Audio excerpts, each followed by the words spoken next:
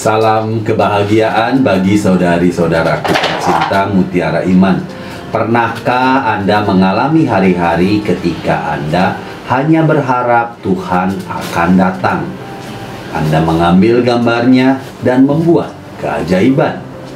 Orang-orang Israel memiliki hari-hari seperti itu selama 500 tahun, mengeluh di bawah penindasan satu demi satu tirani. Kitab Yesaya menyuarakan sentimen ini. Oh, sekiranya engkau mengoyakkan langit dan sekiranya engkau turun, gunung-gunung terguncang di hadapanmu. Dan kemudian dia menjawab doa mereka.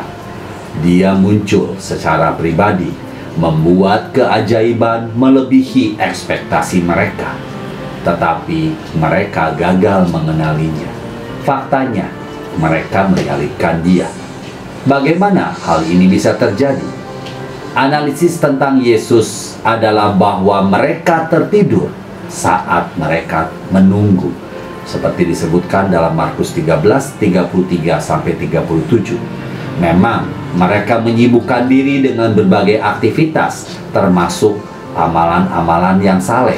Tetapi gerakan yang konstan dapat membuat kita tertidur seperti bayi dalam perjalanan jauh dengan mobil. Tidur berarti tidak sadar. Tidak sadar, lesu, seperti yang dikatakan dalam Yesaya 64 ayat 7. Tidak ada yang memanggil namamu atau yang bangkit untuk berpegang kepadamu. Layanan bibir saja tidak cukup menjadikan Tuhan sebagai bagian yang dapat diatur dalam hidup seseorang. Dia menuntut untuk disembah. Artinya, dia harus menjadi pusat perhatian, berada di urutan teratas dari daftar prioritas. Kita tidak hanya percaya dia ada, tetapi dengan rajin mengejarnya. Dia berjanji untuk datang lagi. Tapi kali ini tidak akan disembunyikan. Dia tidak akan mengenakan pakaian lampin, tetapi jubah hakim.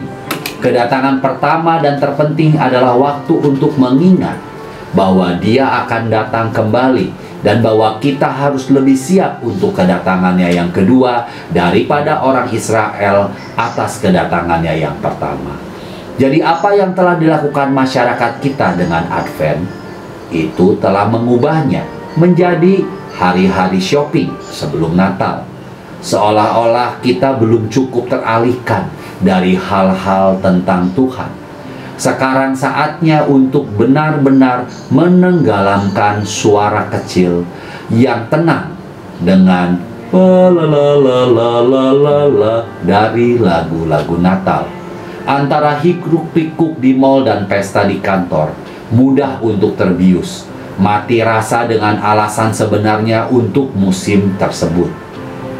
Yesus dalam Injil Markus 13 tersebut menjelaskan bahwa itu tidak akan terjadi, tidak akan menjadi pemandangan yang indah jika dia muncul hanya untuk menemukan kita tertidur secara rohani. Pendekatan yang tepat untuk Advent bukanlah pertanyaan, hanya menjadi sibuk, tetapi sibuk dengan hal yang benar, sibuk mengejar Tuhan dan melakukan kehendaknya. Berikut ini adalah 10 hal yang bisa kita lakukan selama Advent. Yang pertama, musik. Cobalah menunda musik Natal sampai setidaknya hari Minggu ketiga, jika bukan hari Minggu keempat. Beberapa minggu pertama Advent benar-benar lebih banyak tentang kerinduan akan kedatangan Kristus yang kedua kali daripada tinggal pada kedatangannya yang pertama. Yang kedua, puasa. Dalam masyarakat kita sangat sulit untuk berpuasa dari semua suguhan selama Advent, karena antisipasi barang Natal disajikan kemanapun Anda pergi. Mungkin puasa paling efektif selama musim ini adalah berpuasa dari kebisingan, kehebohan, dan media sosial. Cobalah untuk mengurangi berita, olahraga, hiburan, politik, tugas-tugas, dan gangguan lain yang dapat dihindari, untuk membuka lebih banyak ruang untuk berdoa. Yang ketiga, palungan. Jika Anda memanfaatkan saran dari malaikat, Anda dapat menyiapkan palungan sebelum minggu pertama Advent. Yang keempat, pohon Natal. Dalam masyarakat Katolik yang lebih tradisional, pohon Natal sering tidak dipasang dan didekorasi sampai dengan malam Natal. Cobalah untuk menunda pemasangan pohon sampai minggu ketiga ataupun keempat Advent. Dan mungkin Anda setidaknya bisa mempertimbangkan untuk tidak menyalakan lampu sampai malam Natal. Kapanpun Anda mengatur dan menghiasnya, kumpulkan keluarga atau juga saudara-saudara. Yang kelima, kedatangan adalah suatu musim harapan, sama seperti bangsa Israel yang merindukan kedatangan Mesias. Jadi kita dengan sukacita mengantisipasi dan merindukan kedatangan yang kedua. Harapan, bagaimanapun, adalah kebajikan teologis yang paling diabaikan. Dedikasikan Advent kita untuk memperkuat kebajikan pengharapan ini. Pada hari pertama Advent, bacalah 2 halaman yang didedikasikan untuk kebajikan ini dalam Katekismus nomor 1817 sampai dengan 1821.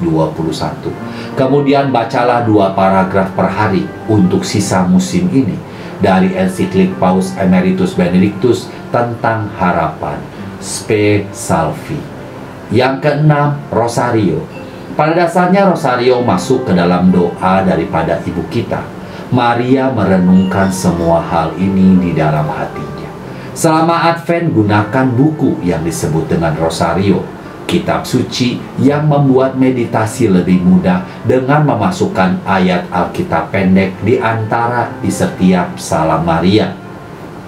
Dalam 3 minggu pertama Advent yang berfokus pada kedatangan kedua, kemuliaan surgawi dan persiapan untuk kedatangan kerajaan melalui pelayanan Yohanes Pembaptis dan Yesus, sangat menyukai peristiwa terang dan mulia dengan kesedihan pada hari Jumat.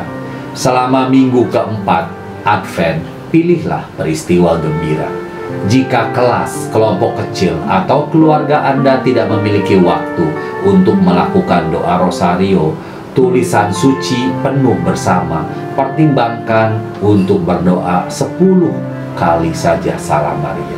Anak-anak senang membaca ayat kitab suci di antara doa Salam Maria tersebut. Dengan demikian, pimpinlah mereka dalam kelompok doa. Yang ketujuh, liturgi jam. Jika Anda saat ini tidak sedang berdoa, bacaan-bacaan harian, bertekadlah untuk berdoa setiap hari selama Advent. Meskipun doa pagi atau lauder dan malam atau vesper adalah jam yang paling penting, dengan membaca bacaan harian akan memasukkan Anda ke dalam tradisi Katolik dengan cara yang sangat luar biasa. Karena ini memberi Anda 1 halaman penuh dari Alkitab dan 1 halaman dari penulis Katolik. Biasanya para bapak gereja. Ini adalah suatu musim. Jadi bacaan Alkitabiah dan patristik akan memberi Anda kontemplasi yang sangat kaya tentang tema Advent.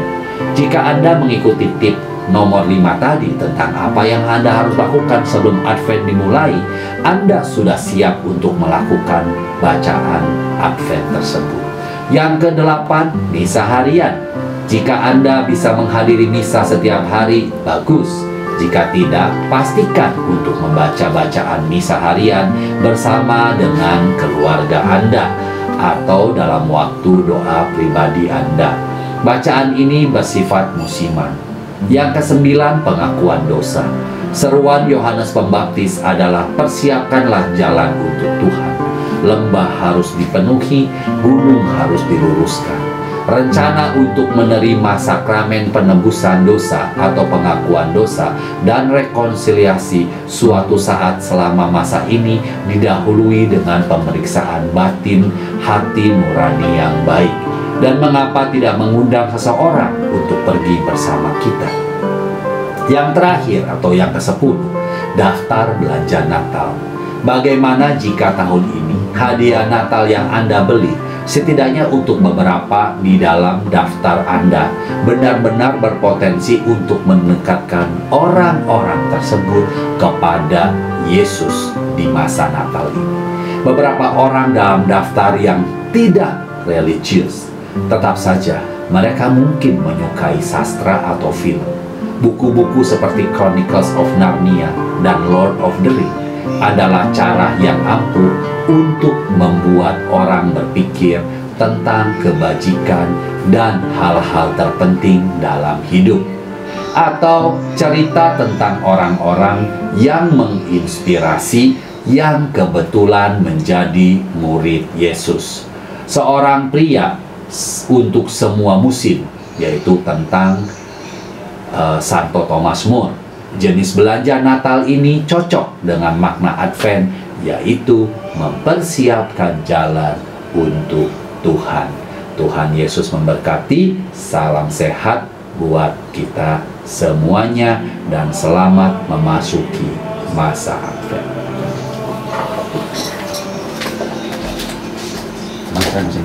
Mas,